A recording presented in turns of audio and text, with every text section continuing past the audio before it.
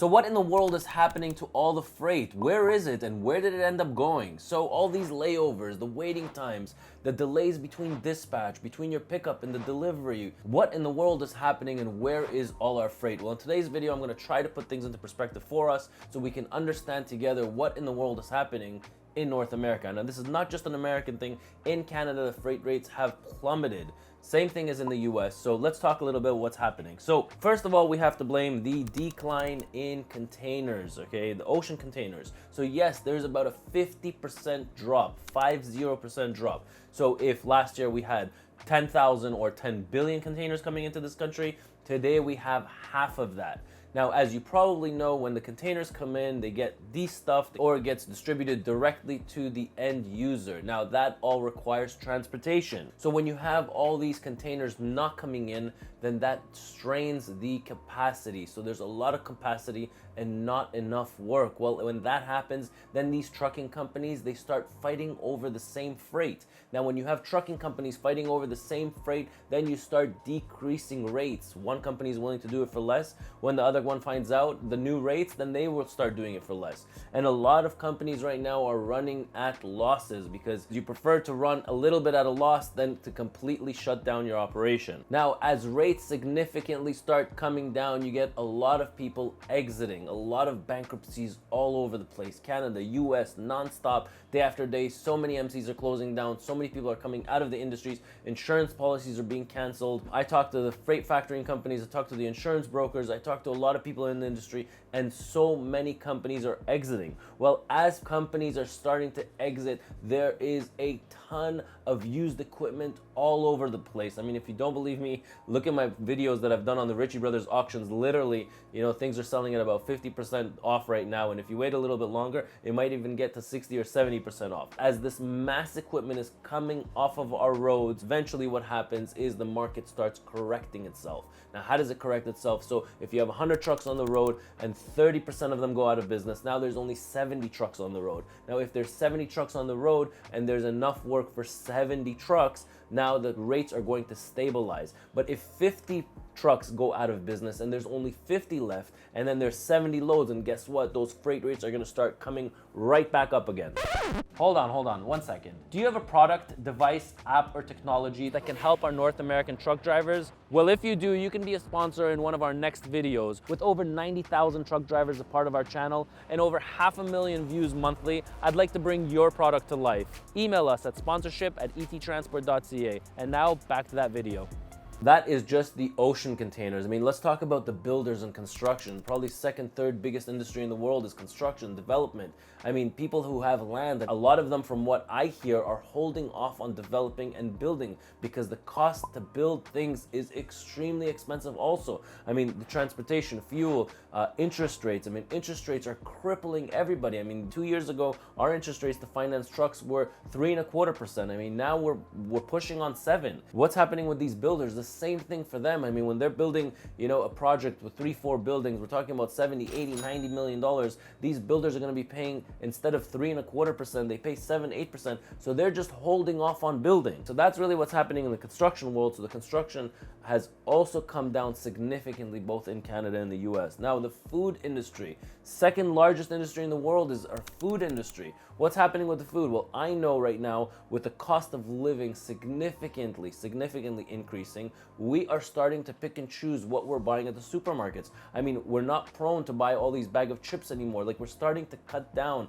on the ice cream, on the bags of chips, and all the junk food that we used to buy because we were able to afford it. Well, today, with the cost of living rising so much and inflation, everything is just so expensive. The food industry is also taking a huge beat down. I mean, people are just buying necessities. They got the eggs, the milk, you know, the meat. The necessities is what we're buying, and we're leaving behind all the extras. And those extras, we are going to start feeling it. The food industry has already started feeling it, and now you see crazy discounts on chocolates, crazy discounts on snacks, on chocolate bars. Look what's happening in Walmart. I mean, my God, you can get a box of, I don't know, 50 chocolate bars for like $3.99 or $4.99. So all that stuff, you know, is just a sign of the economy that it's not doing well. I mean, cars and automobiles, we used to renew our cars literally every 4 years. Today, when your lease is over for a car, you look at that buyout, the buyout says it's only, $15,000. Your car today is worth probably twofolds that, because the prices of cars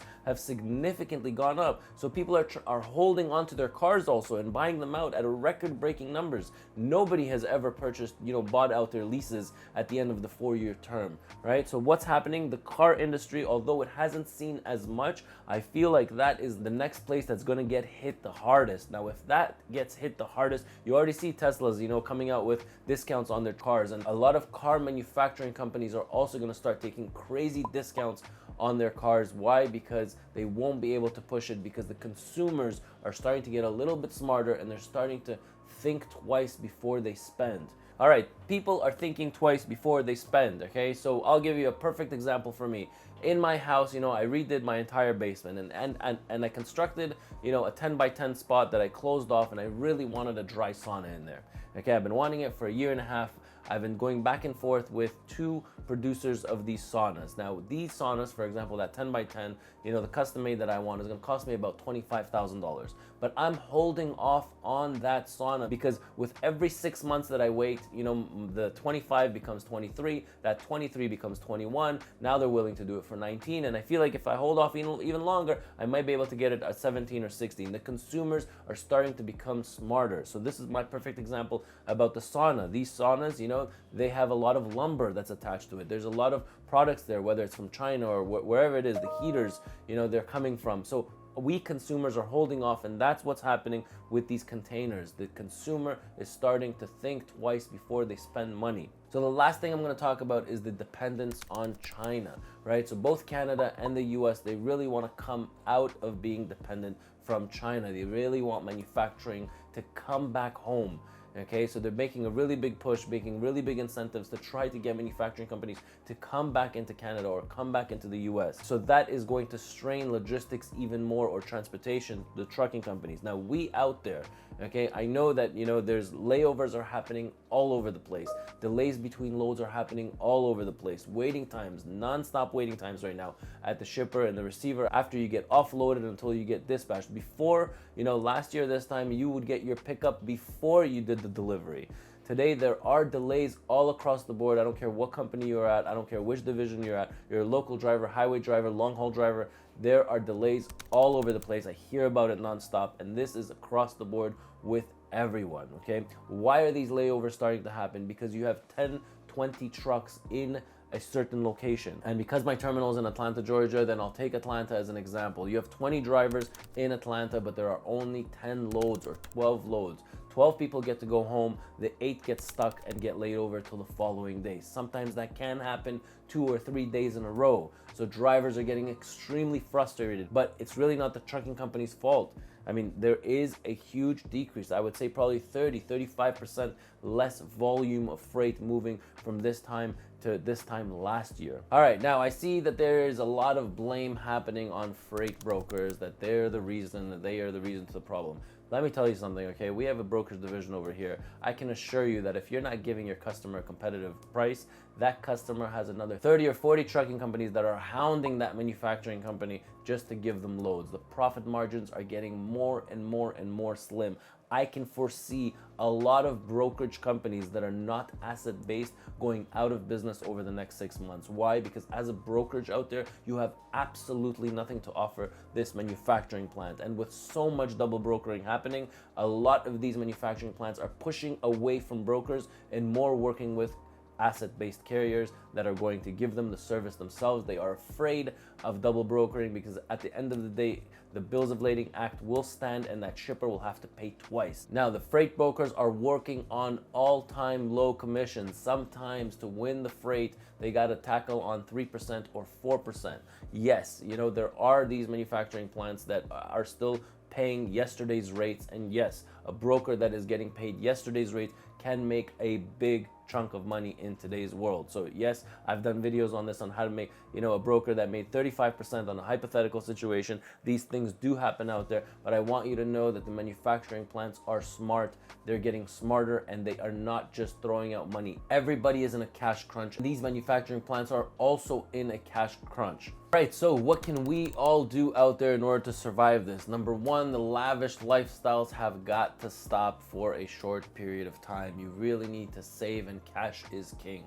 If you're not sitting on cash, you will go out of business. Those that have extended themselves with credit and really push the lines on what they can afford, and their monthly payments are really high, there is no survival for them right now unless this market corrects itself anytime soon. I do not foresee the market correcting itself within the next, I would say probably 3 to 6 months. I just don't see it. Guys that are low on cash and have extended their credit, those companies will end up going out of business. 1/3 of my time goes on consultations, and I see this all the time. The ones that are going to survive are the ones that minimize their expenses, the ones that care about their fuel consumptions, the ones that have these battery and diesel APU units, the ones that don't have a lavish office and spend, thousands and thousands of dollars on their monthly expenses.